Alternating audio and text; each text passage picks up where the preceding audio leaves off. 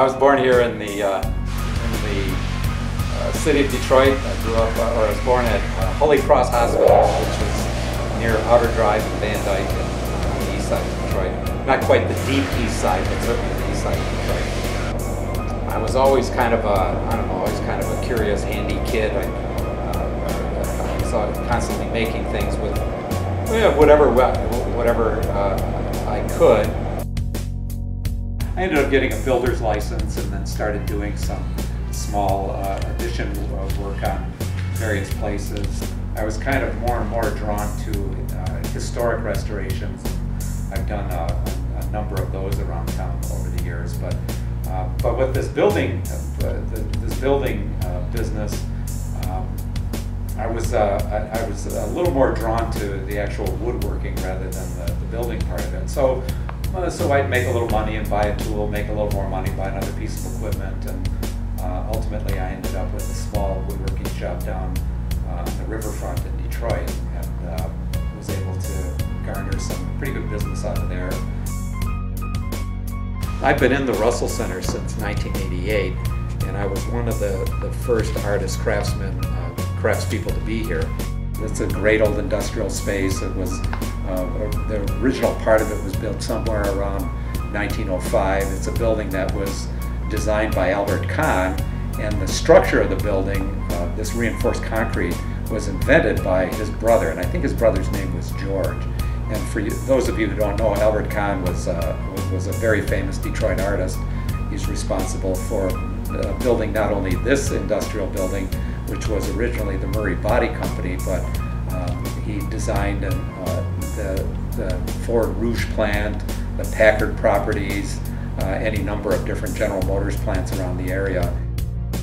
Later, Albert Young, who owns the Michigan Hot Glass, which is located one floor below me in the Russell Center, came down, visited, saw the place. He ended up moving his shop down here, his studio, and then ultimately ended up with a huge place on the second floor of the Russell Center. The Russell Center is more of an artist mecca today than it's ever been, and you can trace every artist in this place back to Albert and me, so with very few degrees of separation. So I thought that was kind of an interesting detail. That is right about here. You can see it.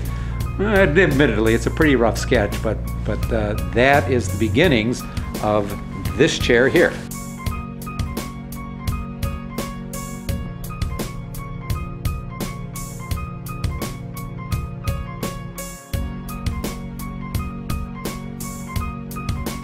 And it turns out that this one is a comfortable and sturdy chair. It's made from the same type of material that we have been using since, and this is what's known as Baltic birch. It's a specific kind of high-end plywood.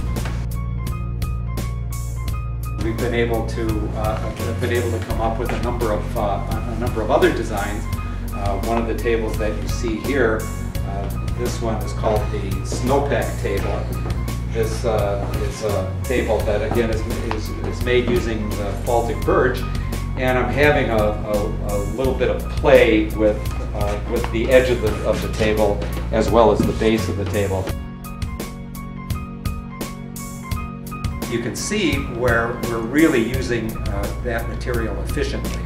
We have very little scrap out of these things, which I think makes a big difference on the environment.